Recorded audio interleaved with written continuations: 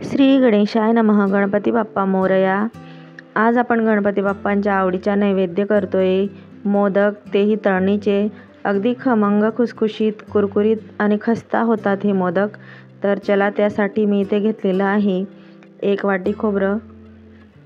खोबरं इथे आता छान आपण कट करून घेऊ, तुकडे करून घेऊ त्याचे.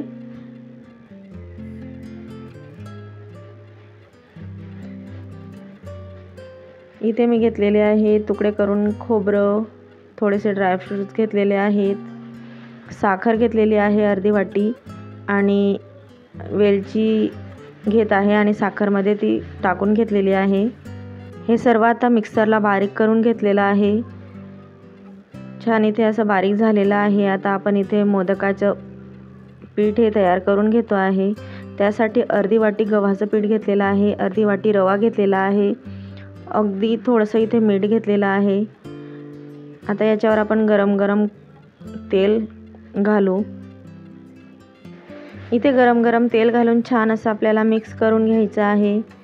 तर हे गरम तेल घातल्यामुळे काय होतं की हे मोदक छान असे खस्ता आणि कुरकुरीत होतात आणि खाताना तोंडात असं टुचत देखील नाही. खूप छान होतात हे मोदक. हे तेल सर्वीकडे छान मिक्स करून घेतलेलं आहे. आता थोडं थोडं पाणी इथे घालणार आहे आणि याचा आपल्याला डो तयार करून घ्यायचा आहे. अगदी थोडं थोडं पाणी घालून, जास्त मऊही नाही आणि जास्त टाईटही नाही, असा मध्यम प्रतीचा आपल्याला इथे डो तयार करायचा आहे.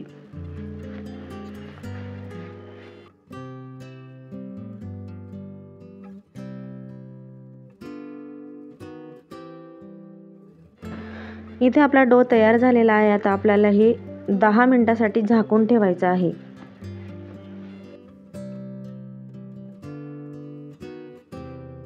दहा मिनिटानंतर आपलं जे पीठ तयार केलेलं आहे ते छान मऊ झालेलं आहे.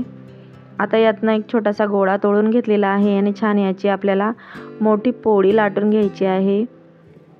छोट्या छोट्या पुऱ्या न लाटता आपण इथे एक मोठीच पोळी लाटून घेतोय आणि त्यातनं आपल्याला पुऱ्या कट करून घ्यायच्या आहेत. घाईच्या वेळेस पटकन मोदक होण्यासाठी ही ट्रिक खूप छान आहे. एक एक छोटी छोटी पुरी लाटायलाही तेवढाच वेळ जातो आणि ही मोठी पोळी लाटायलाही तेवढाच वेळ जातो, पण मोदक लवकर होतात. शक्य तेवढी पातळ इथे पोळी मी लाटून घेतलेली आहे आणि असं ज्याचं काठ धारदार आहे ते भांडं घ्यायचं आणि याच्या आपल्याला पुऱ्या कट करून घ्यायच्या आहेत. इथे मी डब्याचं झाकण घेतलेलं आहे आणि याच्या पुऱ्या कट करून घेत आहे. इथे तुम्ही बघू शकता एकाच वेळी आपण 4 मोदक तयार करणार आहोत.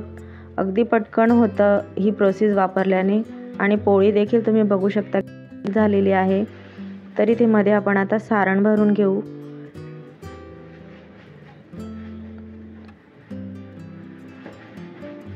तर याला आता आपल्याला छोट्या छोट्या अशा कळ्या तयार करून घ्यायच्या आहेत.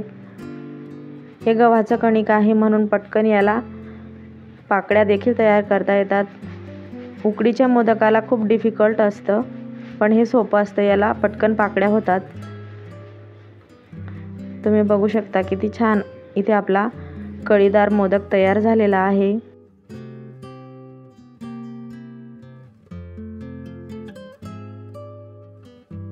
पुऱ्या आपण इथे लाटून ठेवलेल्या आहेत म्हणून पटपट इथे आता मोदक तयार होत आहेत. हा दुसरा मोदक देखील त्याच प्रकारे मी तयार करून घेतलेला आहे.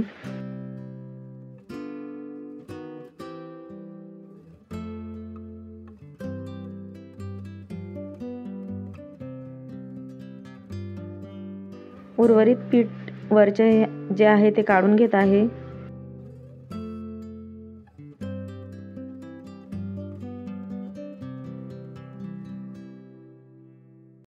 या प्रकारे इथे आपल्याला सर्व मोदक तयार करून घ्यायचे आहेत.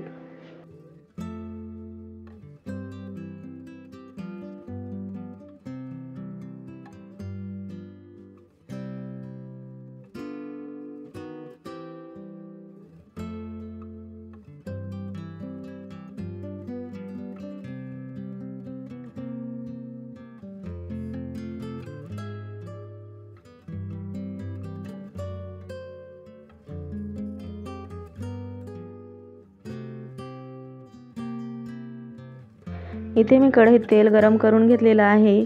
आता आपल्या इथे सर्व मोदक देखील तयार आहेत। एक एक करून आता हे मोदक फ्राय करण्यासाठी आपण तेलामध्ये सोडू।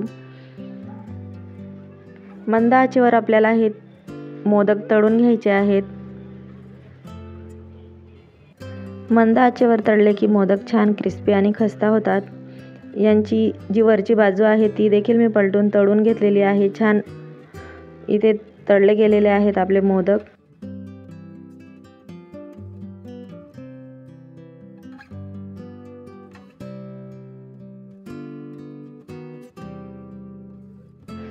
मोदकच्या कड्या छान घट्ट अशा दाबून बंद केल्या की एकही मोदक तेलात फुटत नाही। तुम्ही बघू शकता मोदक एकही तेलात फुटलेला नाही आणि अगदी छान तळले सुद्धा गेलेले आहेत।